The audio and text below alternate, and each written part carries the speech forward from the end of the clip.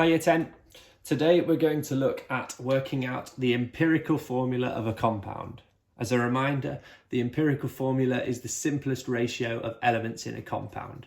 So if we took butene, C4H8, we can see that there is one carbon to every two hydrogens. So the empirical formula would be CH2. We're going to look at working out the empirical formula using this question as an example. A compound contains 30.4% nitrogen and the rest is oxygen. What is the empirical formula?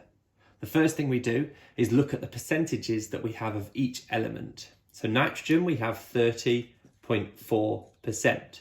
We're told the rest is oxygen, and we can assume that as it's a percentage, it's out of 100. So 100 minus 30.4 must give us 69.6% oxygen.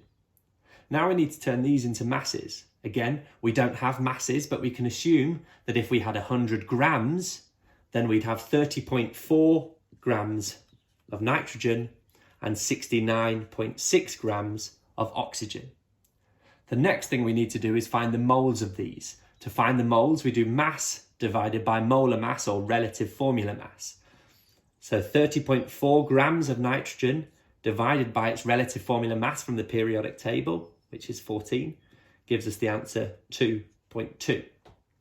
The same for oxygen, 69.6 grams divided by its relative formula mass, which is 16 on the periodic table, gives us 4.4.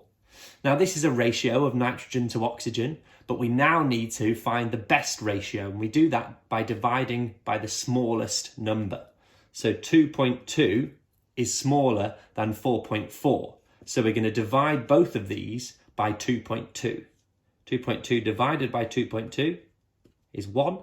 4.4 divided by 2.2 is 2. And there is our ratio, 1 to 2. 1 nitrogen to every 2 oxygens. So the formula would be 1 nitrogen to every 2 oxygens, which is NO2.